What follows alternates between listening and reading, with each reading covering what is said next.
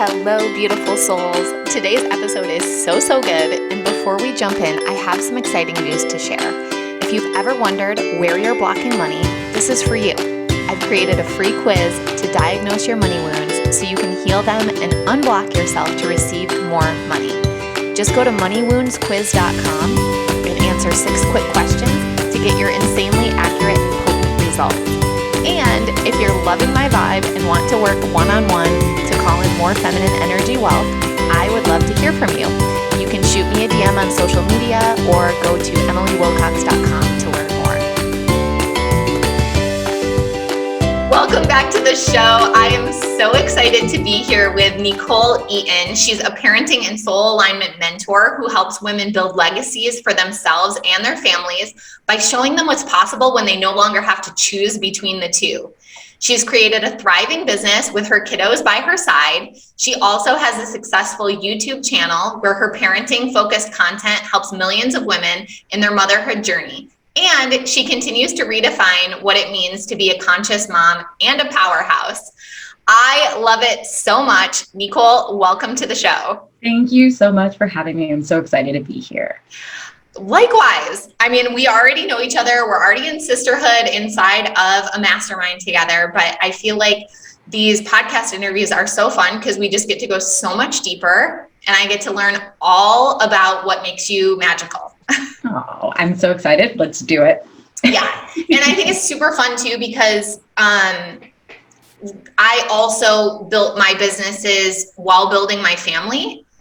And so I love having more examples of that. We need it. We do. It's the new paradigm, right? It is. Yeah. And I'm curious because for you to hear about your story, because for me, like motherhood sort of spurred the pivot. Like I was just going along happy as a clam in corporate America, not thinking that anything was going to change. Oh yeah, I'm going to have a kid and I'm going to be off on maternity leave and that's all good. And then I'm going to go back to work and that's going to just work out great. And little did you know. Plot twist. Yeah, exactly. Yeah. So tell me about you, because am I right that you used to be an occupational therapist? Yeah. So I still am a licensed occupational therapist, and that's where all of this kind of came to be. So I was working in a outpatient clinic setting. So I was seeing kiddos 0 to 21. A lot of them had physical disabilities. So like spina bifida, cerebral palsy is huge, and working with a family unit to help kiddos become more independent. And it is very fulfilling work, but the model I was in, unfortunately, we didn't see a whole lot of progress with kiddos. It was kind of maintaining the status quo. So there came to be a point where it's like, I have this burning desire to have a bigger impact. You know, like I realized that there are so many families in my community and even around the world who don't have access to therapists, to knowledge, who really want to help their kiddos in their development and becoming independent. And so it was like, how can I do this? So I had this burning desire. And then also kind of like you, came the time where I got pregnant. And I thought, you know, I'm in this clutch position, you know, retirement was being set up. Like, I thought that was it. I was like, I'm working like 20 hours a week. What more could I ask for? So with the burning impact and then becoming pregnant, I took my maternity leave and, you know, it was time to come back after 3 months. And I really felt like I was not ready. Like I was like, I still want to be here with Kai. I don't feel like it's time for me to return back to work just yet. Like just this intuitive, like not yet. And so I asked for more time, and long story short, they kind of went through HR and like gave me this veiled threat of like, I'm going to let you take the time off, but you could lose your job. And also it's your job as a mom to figure this out. Like we're all moms and you need to figure out how to have this stuff lined up so you can come back to work and it not affect our flow. So already I was kind of like, I don't love this, you know, this is not the vibe.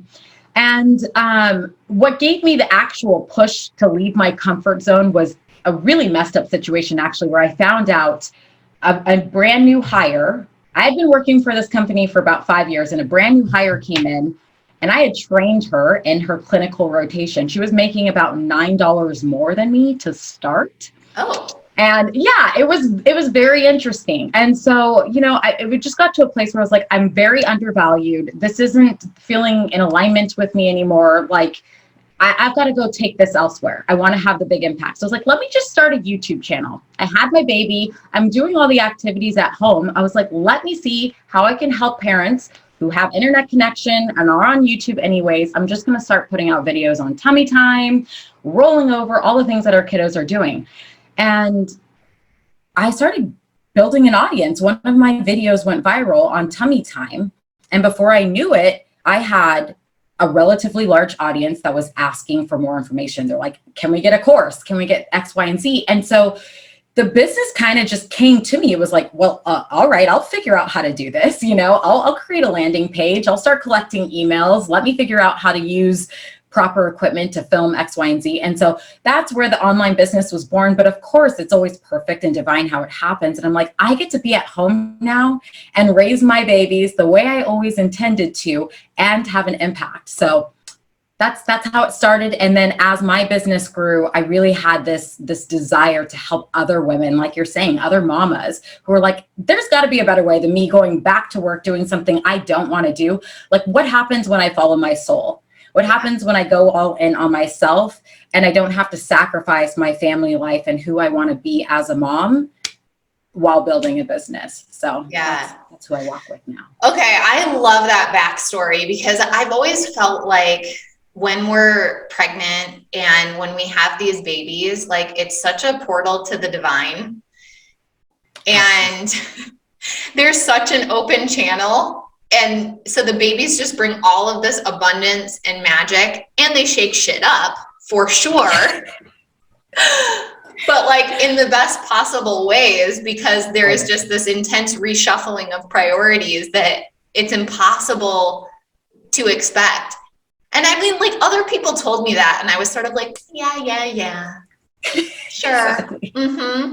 The good thing is that my career, I already have a lot of work-life balance. So this is just going to work out just fine for me. Beautifully. But yeah. I already have motherhood planned out before I became a mom. Oh my gosh. It's the best, isn't it? Yeah. The things we think we know. Yeah. That's right. Yeah. And it's like, could you ever have put a plan in place where you're like, oh, okay, cool. I'm just going to quit my job and I'm going to start a YouTube channel and it's going to go viral. And no. Never. No, never. But and that has been like the piece to come home to whenever like I get in my head is like, that's exactly it. I could not have made this up in my wildest dreams. And yet it was like every step of trust in the soul-led direction, and learning that the universe always has my back. And that if I am just courageous enough to take that next step, support is going to come in and find me, and I'm sure you can attest to that. Yeah. Because here we are, Yeah. And you're right. Like we do need that evidence because we've all had those moments when we were in our feminine energy, right? Like we received a moment of inspiration. We decided to trust. We decided to surrender, to be courageous, and then flipped into the masculine for that inspired action.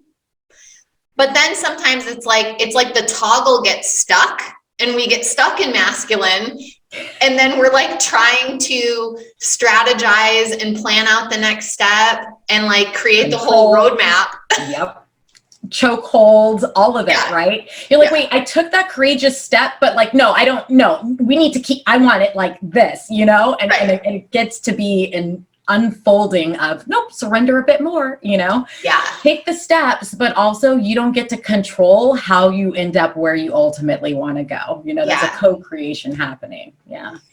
So I'm curious, at that point in time, did you already have kind of this metaphysical perspective on the world, or did that come later? It's funny because you started this podcast off just like, I don't know if it was intuitively or what, but it was like the kiddos really were a catalyst for this. Like it had been in my life.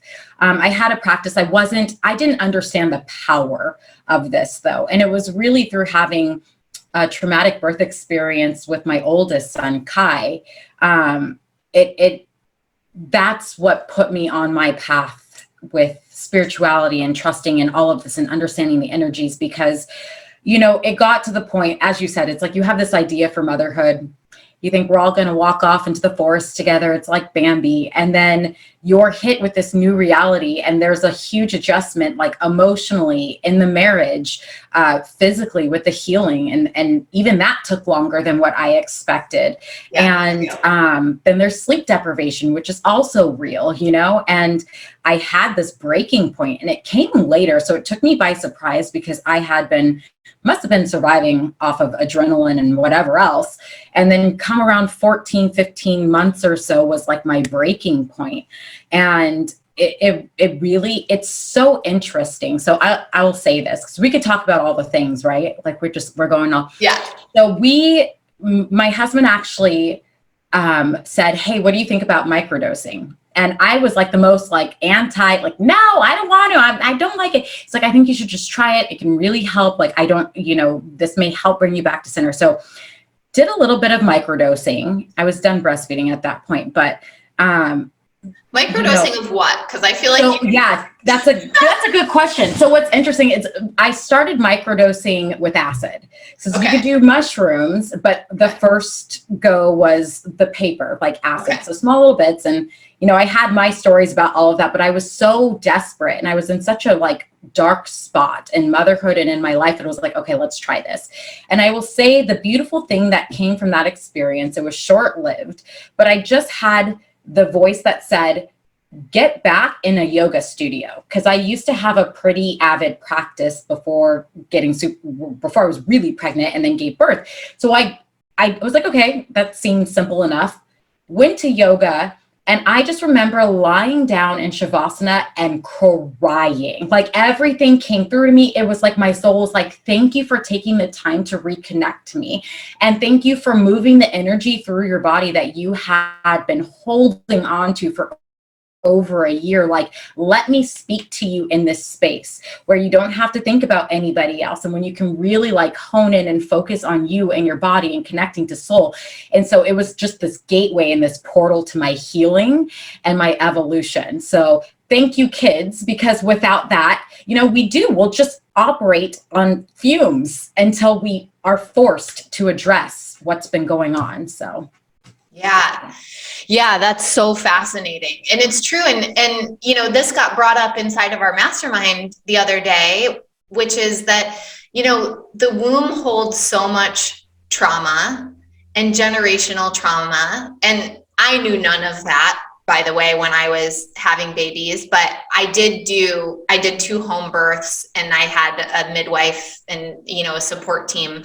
And I remember my midwife asking, at one point, kind of later on in the pregnancy, like, have you ever had any sexual trauma? Because sometimes that can be really activated in the birth process. And I hadn't, but it was so interesting to think about that. Right. And like, so you've got a birth event, which is physical trauma in and of itself, let's be real, potentially activating sexual trauma, potentially activating generational trauma, potentially stirring up all kinds of repressed emotions that have been stored in the energetic womb space since childhood. Yep. And as you say, then adding on top of that sleep deprivation and everything else. And it's like, holy smokes, no wonder it's a perfect storm for all kinds of crazy transformation. Exactly. And I think that's like, it's so beautiful to speak that, because it's a lot. And I don't think we talk about it as a society a lot. We don't acknowledge all of these pieces and what we're holding and what we're birthing and how we're adapting. So yeah, I think that's well put, Emily. It's a lot. It's a lot. Yeah. So you decided not to go back to the OT gig, still using the skills, but using them on YouTube, building the audience, building the online business. So talk me through like what this looked like from a financial perspective, because I'm imagining there was some good safety and security that was left behind. Yeah, so I am so grateful to my husband because without his support, this would have looked so different. It would have been drawn out much longer. And I honestly don't know, we talk about courage, and of course there's varying levels of courage. And then there's also like, as a mom, you feel that deep responsibility. Like, I just had a child, like I've got to be able to support this child. And so how much risk is like, quote unquote, safe? And, you run through all of this, but I'm grateful that I had his support. Like at the end of the day, he would be able to hold us down for the bills. Like we would have food on the table, we would have a roof over our head. And for me, that was enough to be like, okay, let me make the moves, and I'm so, so grateful to have had that.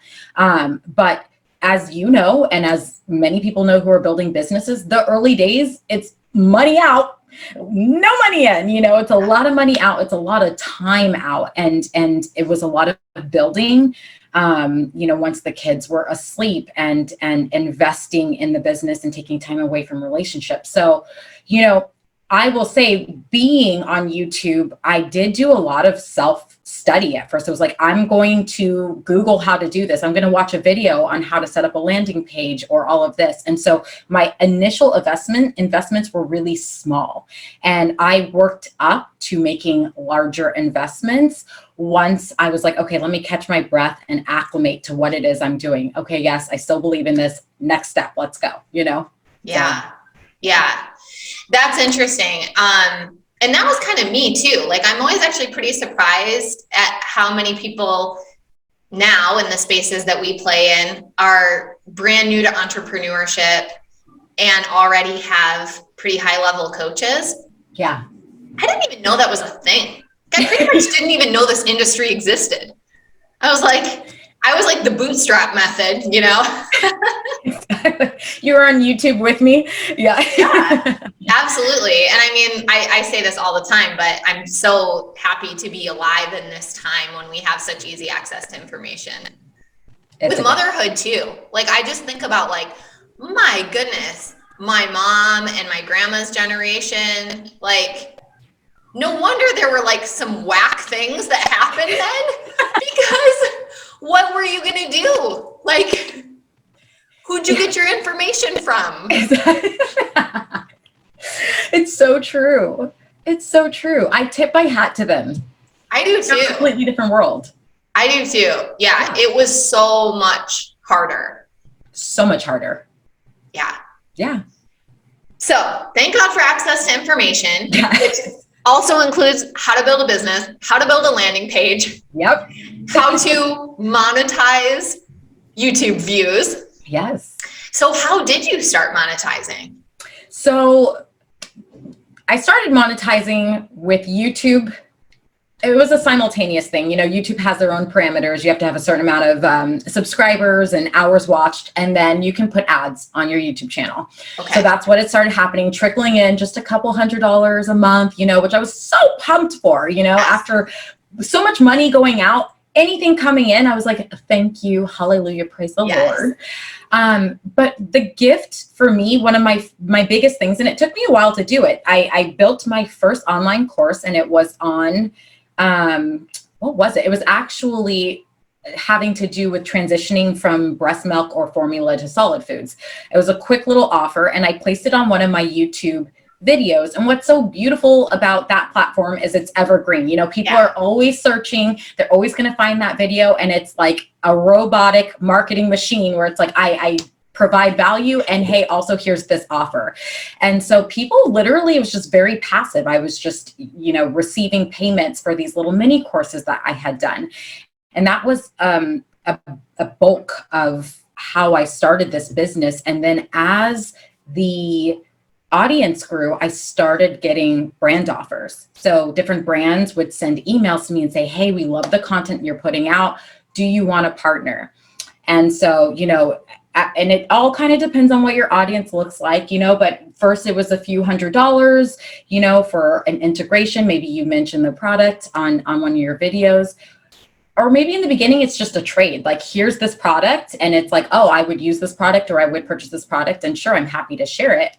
And then you grow your audience and you're like, get to negotiate the prices. So now I have a management team that comes in and does the negotiations for different brand deals. And, you know, it's beautiful. It adds, like, depending on the brand, let's just say at this point, I've signed a 6-figure brand deal. And then you can do one-off things that are like $1,000 here or there with stories. So it's been this beautiful just surprise of a business that I have built that has allowed so much freedom and flexibility, and where it's like each project is its own creative genius. You know, it's like, here's this brand, this is what they have in mind. And it's like, let's create together, you know, and I have freedom on my channel. What do I want to put on there?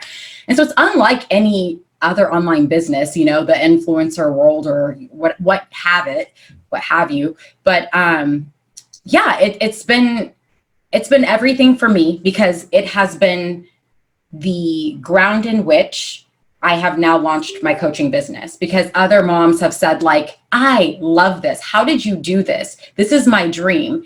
These videos, I've watched your children grow up. You know, I've been watching your YouTube videos since Kai was like 2 or 3. And like, how do I do this? I'm ready. I'm ready to leave my corporate job. I'm ready to leave this soul-sucking job. And so it's a full circle moment, and I love it. I love all the growth. I love the hard points. There have been dark days, you know, but I love it. Yeah, that's so cool. And I love that. I mean, I almost feel like I'm speaking to a celebrity, given that you have a management team that handles the negotiations. Like, that just sounds so next level. Like, can you just own that, please? Well, it's fun. It's very nice. It's nice. I'm not going to lie. Yeah. Like, I'm just imagining, you know, like all of the sports stars, right? It's like, talk to my agent. My agent's going to negotiate my deal for me. There's that, but also then being on both sides, like in the coaching world, it's like you have a team too. You have a beautiful team that handles so many aspects, so you could stay in your lane of genius, you know? So tomato, same thing. They've just called different things, you know, but ultimately this is the team, and they just help make my life easier. And I know you know that. Yeah. Yeah. That's so rad. I love it. So the next kind of iteration or evolution to this is helping other mamas escape the 9-to-5. Yeah. Very Absolutely. cool. Yeah. So it's, you know, all about building that soul aligned legacy while raising soul aligned kiddos, right? Like, I feel like there's been this unspoken like expectation of either you are a good mother and you're not focused on work, you're focused on your energies at home. And to be a good mom, it means you've got to sacrifice everything and just be all attentive here. Or you could be building a business, but it kind of means that you're a shit mom. And so it's really about standing in this new paradigm where it's like, no, we don't have to choose. We actually get to have it all. We could be great mothers and be building an incredible legacy side by side. And I just happen to be so blessed where it's like, literally my children were the center of my business. Like, the biggest brand deals I've had come in is because I'm a mom, you know, and they wanted content with my kiddos. And so it was like, I got to document my life and the things that I'd be doing, whether or not the camera was on, and get paid for it. And that's the part that I want people to hear is like, if that gets to be my reality, which I would have never dreamt of that being possible before, then it gets to be true for you too, in whichever way lights you up, you know? So yeah, that's what I'm here to stand for and help other women create. Yes. I love that you're standing for that. And having my kids be the center of my business sounds like my worst nightmare. So if anybody listening feels that way, it's all okay. I learned that even, you know, with our e-commerce business, because it was baby clothing. And so for a while, like, I was trying to do the photo shoots and stuff with Faye, and it was so stressful. Photo shoots are stressful. Yeah. Then I started just working with influencers and just sending them free product and getting back the most incredible photos. And I was like, oh, this is so much better. And then I roped myself into doing it after a long period of time of not using my kids, and even dressed JJ up like a little girl. I put pigtails in his hair and we put these birthday dresses on them and went to take pictures. And I was like, oh yeah, I'm reminded again just how stressful this is. It's like the Pinterest fails, you know, like you have this idea in your head of what it's going to look like, and then the actuality, and you're like, oh, this is nothing like what I imagined. This wasn't what I wanted at all. I will say, for me anyways, I feel like video and pictures are two different beasts, and trying to get a kid to just be in a photo, a still photo, is like herding cats. So I feel you on that. Yeah. No, I think you're actually right. I agree. I feel like video actually is more forgiving. It is 1,000%. And you just keep it running for however many minutes, and you can edit out that one little clip that you need. But when you have an hour to be in front of a camera and you need people to sit and have and look and angles, that's a lot. Yeah. Yeah. Yeah. Okay. So talk to me about how we made the transition from making a couple $100 here and there to, I don't even know how much you make right now, but you're going to tell me. Yes. And I know just based on the dollar amount of the mastermind that we're in, that you got to be making some money. Making some money, but I will also, okay, so here's what we said. So now we're averaging, you may be surprised though, because it's like reinvesting all of my money back into business basically. So I'm averaging about $15,000 a month currently. And so it is a big investment being in the hypermind, because like, and again, I have so much love and support for my husband, because before the hypermind, it was like, oh, cool, look at this surplus. All these years I've spent in the red, I can really make up for some time. Yeah. And my husband just said, like, but you know, you want this, like, this is your next step. Are you here to be a multimillionaire, or aren't you? Make the move. And with that blessing, it was like, let's go again. Here we go. Reinvesting all the money. But it's been profound. I wouldn't trade it for anything. Meeting you and the sisters in there, it's been everything. So here we are reinvesting most, if not all, basically all, because then you have like my team, and thankfully with the YouTube management team, they just take a percentage of the deals we do. So it's not like I'm paying per month to have someone like on my team. But I do have a support role. She's amazing. And so I have her, and then just like system stuff that I'm paying for. So at this point, I'm basically reinvesting almost all of that 15,000 back into the business. Yeah. So you're not really taking a standard draw. It's not hitting the personal bank account. Yeah. Right. I will have to, because I decided to incorporate. So I will have to be paying myself a salary, but it'll be small. Yeah. It'll be nice and humble to start. Yeah. But yeah, right now reinvesting and hoping to scale this thing. So absolutely. And I appreciate you sharing that so transparently, because, you know, it's like, not only do we not talk about the numbers a lot, but then when we do, it tends to be such a highlight reel, or we're talking about top line and not bottom line. Yes. And which is all fine. It's not, you know, it's not that there's necessarily intent behind it, but what I've noticed that my mind does is compare someone else's top line to my bottom line. Exactly. And it's like, then you start feeling like you're behind, like you're not as good, like what's wrong with me? Why can't I get this together? And it's like, well, here you've got 15,000 a month on average top line revenue, which is great. Like so many businesses never even get to that point, and it's all being reinvested. And it's like, that's really interesting to know too. It's not going to be like that forever. Exactly. But it's, you know, sometimes you have people coming at you too, acting like you're like you're rich and famous, and you're like, no. Actually, bank account doesn't quite feel that way yet. Exactly. You can just be like, talk to my agent. Yeah, exactly. It's so true. The top line and bottom line though, because it's like social media is the highlight reel, and I think we're starting to see a bit of a shift where it's like people can stand in the power of where they are and know that that's enough instead of trying to prove something. And just going back to like my mission and just the gratitude I hold to have even been in this place, to have gotten to this place where it's like, I have so much freedom, which was ultimately my goal, like money. I wouldn't trade any amount of money for the level of freedom I have. I get to pick my kids up from school midday, drop them off, play. It's a random Wednesday and we go hang out in Ojai because we want to get smoothies and lunch. Like that was the ultimate dream for me. And while my dream has expanded and gotten bigger, and yes, I desire more things, like I'm holding on to this with such gratitude because I wouldn't trade this freedom for any amount of money. So if it means I have to grow a little bit slower and maintain this flexibility and this freedom, so be it. It's like keeping in the forefront what it is you're actually desiring, Yes. Yeah. Yes. Amen. Freedom is like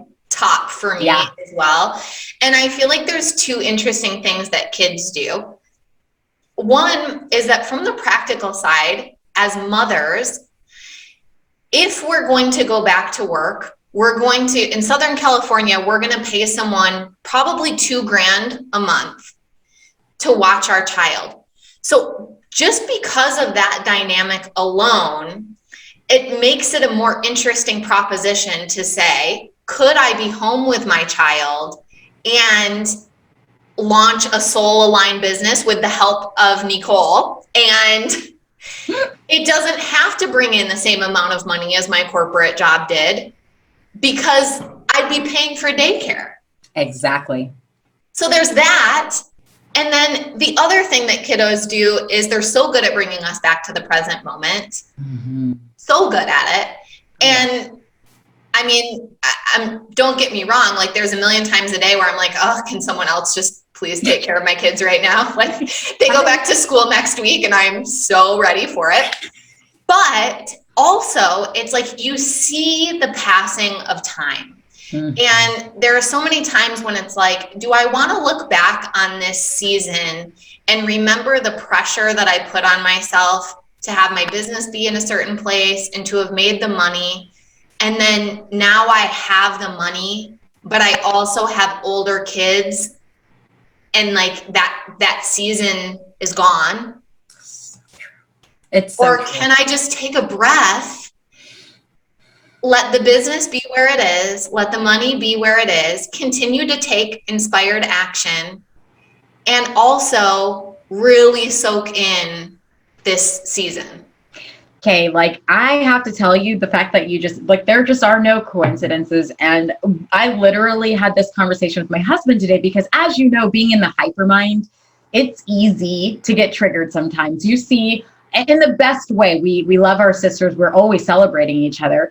But it's easy to get stuck in comparison sometimes. You see people moving at certain paces and you're like, what is happening? Like, you start thinking like, oh, maybe I should be here. And so I was having one of those moments this morning and I really had to bring myself back to exactly that. I'm like, Nicole, you have a 10-month-old and you just sent your 5.5-year-old off to kindergarten for the first time. Like, let this be the season and let this be enough where it's like, you have more, you still have so much. Your business is still growing. It's still thriving. And you get to really soak this in and be here in this moment. There will be a time where they're older and they're off with their friends and they can't hardly stand to be around you. And wouldn't that be great if that aligned with the timing where things were a little bit more chaotic or busy in the business or whatever else? But can you just enjoy this moment right here? So I feel you. Thank you for saying that. Yeah, you're welcome. And it's so true, like the comparison game and feeling ahead or behind and just like weaponizing time against ourselves, weaponizing other people's results against ourselves. And then also, there are women in the hypermind that would give anything to have the babies that we have. Exactly. you know? Exactly. So what are we doing to ourselves at the end? You know what I'm saying? It's like, I what? know. It's I know. crazy. So I'm so grateful, for you and the other mamas that are in there, and that we're really able to take a stand for the both and of Yes. parenting and being in this season when family requires a lot. And even with incredible partners, even with financial resources, even with having house cleaners come, often Jeff and I will look at each other and be like, wow, like life feels so full. Like we feel like we could have like a mother's helper here every evening to help clean. And maybe the house still wouldn't look clean. Like, how does this happen? You have 2 kiddos, right, Emily? Yeah, 6-year-old and a 3-year-old. Okay. So yeah, I know, every night. I mean, and you're out of the phase now where the food is all over the floor, like every night. Oh, like, my 3-year-old is still, yeah. So still, yeah. 3, I guess, is still a little messy. Here. Yeah. I feel you. Yeah, that's like the critical time I feel like to have a dog. So we used to have a dog. She passed away like a year and a half ago, and we really realized like, wow, Mazzy was really eating a lot of food because all of a sudden we have to sweep it all up and clean it, and like there's a lot here. Oh my gosh, it's so true. I've been told a time or two. Now's the time to invest in a dog. Yeah. But yeah, it's constant messes. It's a constant, like, the competing priorities all the time. Oh my God. I feel you. you. And yet, like you said, it goes like that, Yeah. Exactly. And so it's like, yes, just real motherhood. This is the way it is. Like, we love it. And there are days when it's like, oh, my cup feels so empty. Exactly. Bone dry. Yes. Yeah. So I'm curious, talk to me a little bit about any like money mindset issues, so to speak, or like money wounds that kind of came up for you. I'm imagining that they came up once you became an entrepreneur, but you tell me. So, it's really interesting. I think there were definitely stories as a child. And here's the interesting thing. So my dad was the spender. He was fun. Like, we were the kids who had freaking go-karts, the only ones in the neighborhood at age 6, rolling around. Like, my dad loved to show us a good time. My mom was the opposite. She was the thrifty, just like, you've got to save. There's rainy days coming. You're not going to have anything. And so it's really interesting being pulled between the two. But then you pan out, and we grew up in a middle-class neighborhood. We were like one of very few people of color in our neighborhood. And I feel like for my parents, it was like a stretch to be in this neighborhood. Like, we had an amazing childhood. We always had everything we needed. But when I started going to school and I'd see the other kids doing X, Y, and Z, or their kids or their parents were gifting them cars, and my parents were like, yeah, we can't do that. I think that's when the story started setting in, where it was like, there's not enough, or, there's a cap to what we can do, or it's not accessible for people like us. And so it was. And as I got older, I realized it was the most beautiful gift that my parents could give me, stretching to be in a neighborhood and surrounded by people who had more than us, but that it was visible to me because it showed me what was possible, what was around me, and really put a desire in my heart to figure out how to get the things that I wanted, and I didn't have it. So I had to unwind a lot of stories about not enough. I feel like that was always there, or just enough, and so the frivolous spending or wanting to do things just for fun, it was like, no, you had to work really hard for your money. And you also had to have money to save. Otherwise you're dumb. Like, if you just spend money and you aren't saving money, you're setting yourself up for failure, which was very interesting for me because when I first started bringing in money, my soul was like, let's play. Like, I know you have the story that you need to save, but like, I had this desire to play, to have fun, to spend, to make memories. And so it's interesting because I feel like I'm coming out of that season where it's like, I've gone to all the most amazing restaurants around me. We've done family vacations. We've done X, Y, and Z. It's been amazing. And now I feel like I'm entering a season of wanting to stack. So as my business starts to evolve, what feels really good and aligned for me is starting to put money away, invest more money, all of these things. So it's been interesting watching me undo past stories or limiting beliefs and recreate my money story. Yeah. Yeah, that is interesting. Mm-hmm. Well, and I'm curious too, like with having that dynamic between your parents, did you find yourself in your marriage kind of adopting one of those personas or the other? That's such a great question. Yeah. So I want to say that Mike, my husband, definitely had more of my dad's vibe. You know, he was always like, yeah, okay, you want to do this? Let's go do this. And it was fun for me. At first, I was always like, oh, yes. Okay, cool. There's no one saying we got to put, let's just go have fun. But then I realized, because Mike he comes from a family of entrepreneurs. So this was very much in line for him, is like the risk, the investments, the everything. And then there's the part of me who was new to this world, who's like, whoa, this is too much of a risk. I think we need to pull it back here, you know? So I found myself trying to balance the scales here and pull back. And I don't think that was really good for me because it had me looking for lack everywhere. Like, you want to spend this, but we need to do this over here. Or, you know what I'm saying? And so it put me in this state where I was always seeing where there wasn't enough, or where the rug may have been pulled out from underneath us, instead of being in a space of abundance and understanding that we're having fun, we're taking aligned actions, and we're always supported. And that was really my work, because it did cause friction between us for a while, where I was trying to pull back so hard on the other end. Yeah. So that's an interesting question. Yeah, I can totally relate to that, right? Like, and it makes sense when you look at masculine and feminine energetics, right? Because my husband was more in his feminine. It was like, let's play, let's have fun, let's experience things.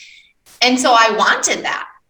And it did feel fun, and it felt like a contrast to me. But then it's like, then my masculine energy wanted to control it so that I could feel safe. Yes. And so I really ended up painting him as being irresponsible and untrustworthy because of my own like unhealed relationship with money and like masculine and feminine energy. I feel you so hard on this. Just the mirror right here. Yeah, same. Yeah. Same.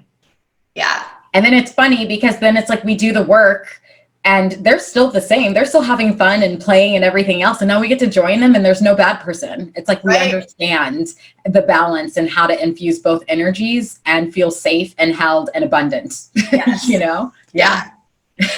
Totally. Yeah. It's like, oh, that counterweight that we thought was so needed, maybe it's not actually needed. Exactly. Maybe our husbands actually do care about there being a roof over our head. Feeding their family, all the things. Yeah. They're not trying to bankrupt us. Yeah. Right. Oh, I love that.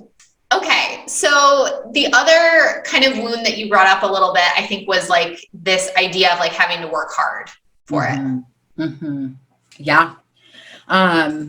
Most definitely. I mean, I think for me, we didn't see any examples of people outside of your 9 to 5, you know, put in 25, 30, 40 years, then you get your retirement, and then maybe you can have some fun, but then don't have too much fun because, you know, there's health issues that can come up and all the rest. And so it was very much like, and you just even think about this conditioning as a child in like school, you know, like so rewarded for the A's and the A pluses and being at the top of, you know, and how much time we're putting in for studying, and the time equals good grades, and the good grades equals good college, and that equals more money and safety and stability. So this very long formula that we've been conditioned to understand as successful needed to be broken for me in so many different ways. And I'm so grateful to Mike.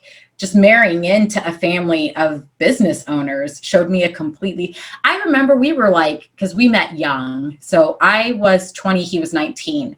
And we used to cruise down PCH, Pacific Coast Highway, for anyone who's like outside of California listening to this or isn't familiar. And we would like look at all of those houses on the beach and we would just dream and we'd say like, oh, I'm going to be a millionaire. When he used to talk to me like, I want to be a millionaire and I want to retire in my mid 30s. And I would look at him like he was out of his mind. Like, what are you talking about, a millionaire? Like, you climb the corporate ladder. If you hit 6 figures in your career, here's my hat. I tip it to you. This is amazing, And so he really pushed me to see this world for all that is available to all of us, and I wouldn't be who I am or where I am today without him expanding me. So I'm just so grateful for that. Yeah, that's amazing. That's so cool. And I'm curious too, just like as a Black woman, and it sounds like growing up in a white community, did you feel like there was additional like conditioning or pressure around like, you got to earn it, you got to prove it, you got to work twice as hard kind of a thing? Yes, most definitely. Especially like the twice as hard part. I feel like there was, and it's interesting because I'm trying to think back if there were like any, specific conversations growing up, or if it was more just implied in how my parents showed up and what they did. But there was certainly an energy of, you've got to work harder to be seen, to be appreciated, to be valued, and to be respected. And I think that was why then as a kid, there was so much emphasis around how I presented myself, the grades that I got, what others thought about me. You think about like how the teachers report back about the type of kid you are and this and that. It was like, there wasn't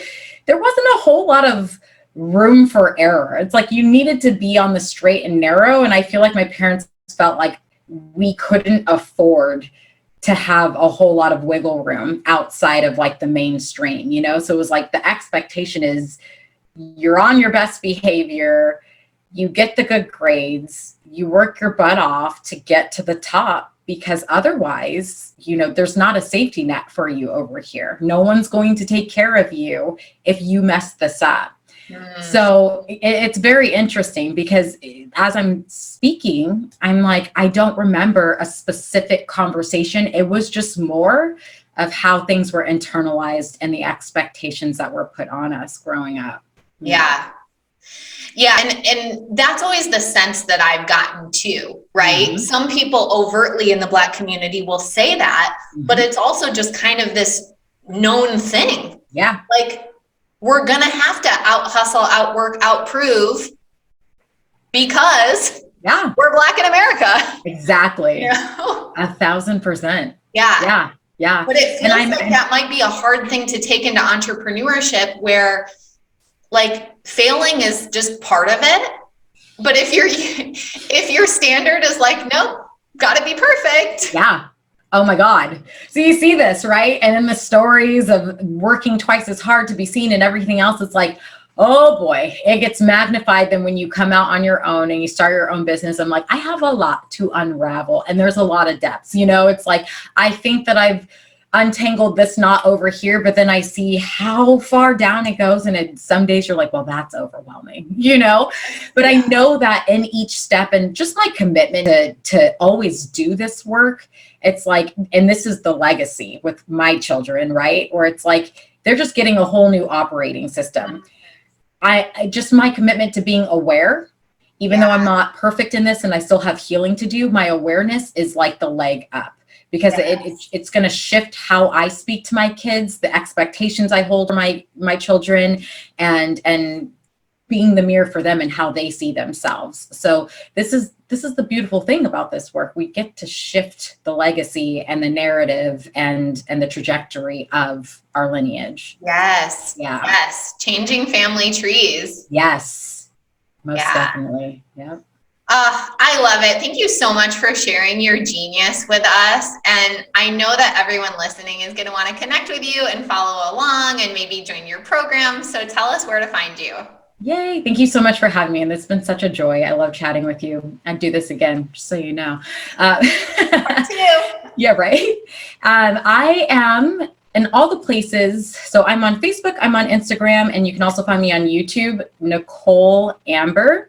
My name's spelt a little different. It's Nekole. So on Insta, I'm Nicole.Amber, Facebook, Nicole Amber, and on YouTube, if you search Nicole Amber, you will find me. Beautiful. Well, thank you so much for being on the show and sharing your gifts with us. And everyone listening, thank you so much for being a part of this community. As you're listening, tag Nicole and I. Let us know what was most impactful for you. And we'll talk to you soon. Thank you. Bye. Thank you so much for listening to today's show. Changing the way we think, feel, and talk about money will change the world. I truly believe that. It starts with you tuning in, and it spreads when you share this show on Instagram and Facebook and tag me at mmakesmoney. And you know what moves the needle the most? Taking just a minute to leave a 5-star review on iTunes. This show isn't free to produce, so let's multiply those dollars invested to help this show reach a bigger audience each week. Thank you so much for your help. I really appreciate it. And lastly, if you want more connection, more M Makes Money style riffs, and a safe place on the internet to talk about money, jump into my free Facebook group, The Money Club. It's linked in the show notes. Until next time, I'm wishing you health, happiness, and boatloads of money.